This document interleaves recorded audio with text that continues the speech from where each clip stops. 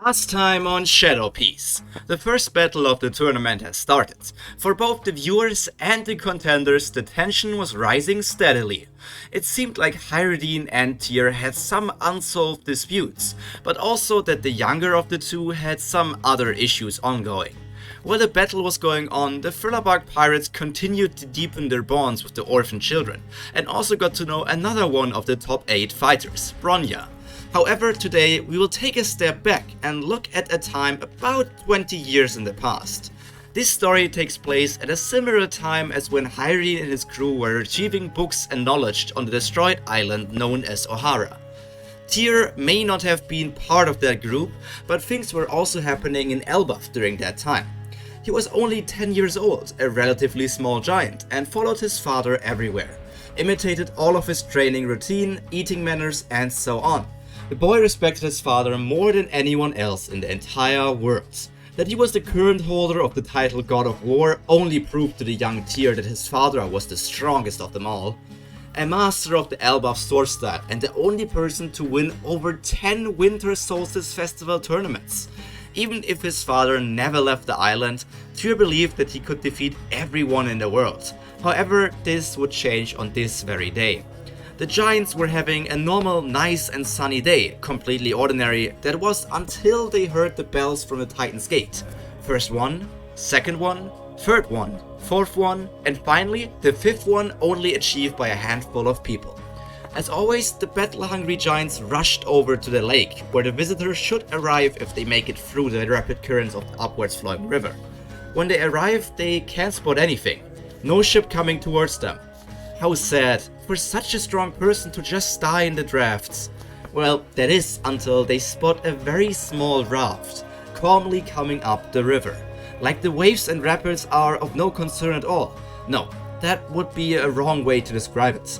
The water cannot even come close to the man with the dark hair.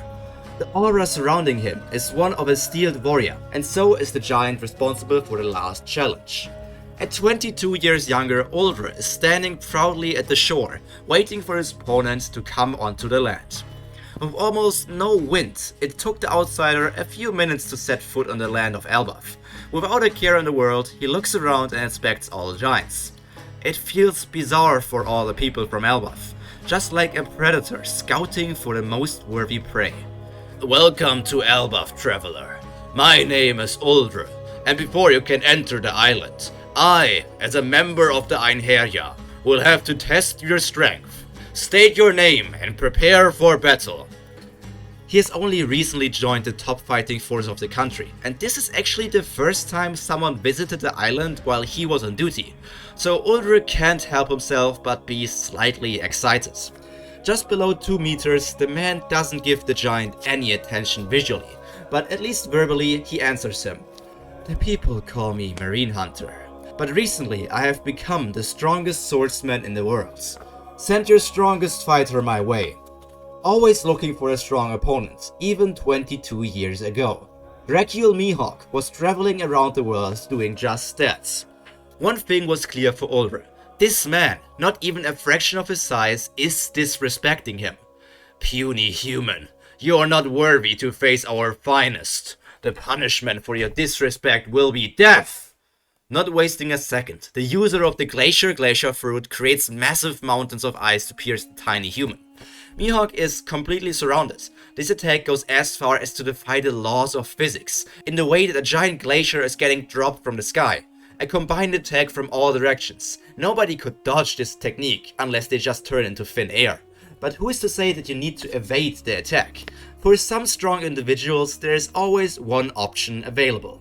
Mihawk takes his black blade, Yoru, into his hand, and with a single swing in all directions, beams of power shoot out and decimate the glaciers. I don't have the time to play with every fledgling. Ice Giant, bring the strongest person here, and don't waste my time. Eyes like a hawk pierce right through the Devil Fruit user, and Mihawk's aura expands through the entire area. Some of the spectators are just ordinary citizens, and this minor release of Haki that was only meant to threaten Uldre actually knocks some of them unconscious. Using his bow, Uldre shoots an arrow covered in armor and Haki, and as it flies, ice forms around the projectile, turning it into a gigantic black icicle. nothing Mihawk has never seen before. As the epithet Marine Hunter would imply, he has fought countless Marines, and one of those Vice Admirals he faced was also an ice user.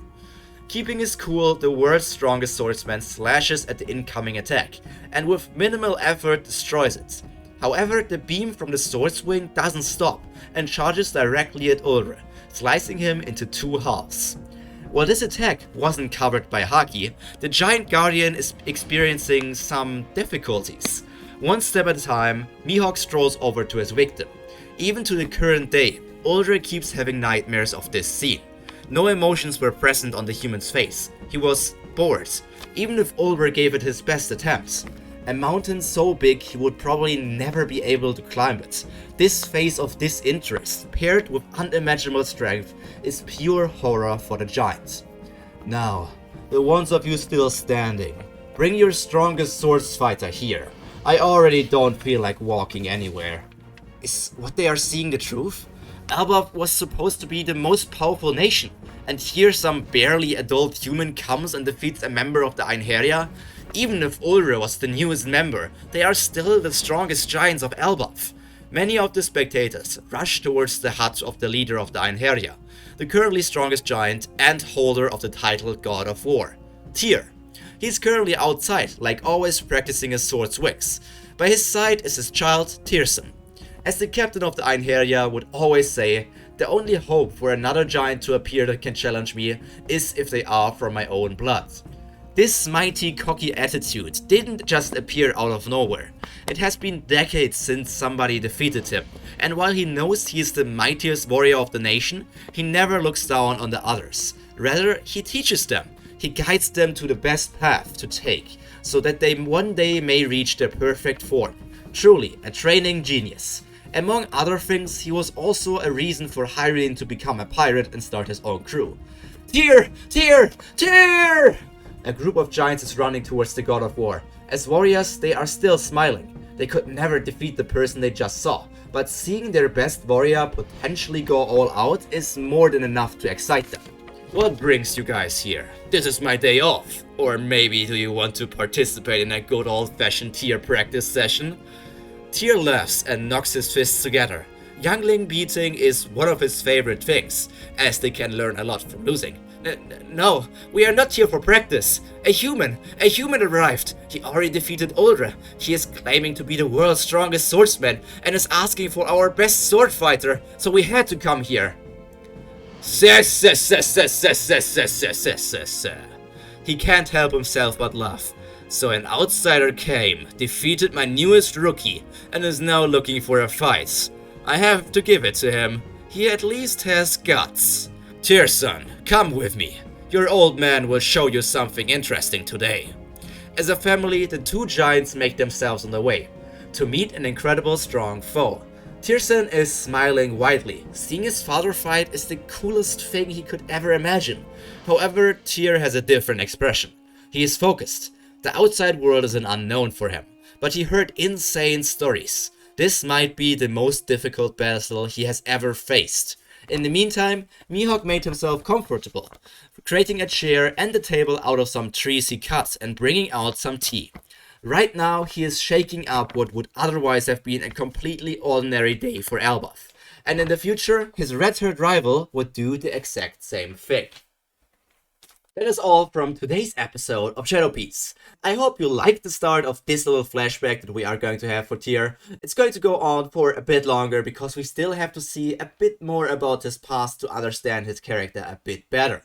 But that's all from me for today. All that's left to be said is stay happy, stay healthy, and most importantly, stay cultured. See you in the next video. Bye!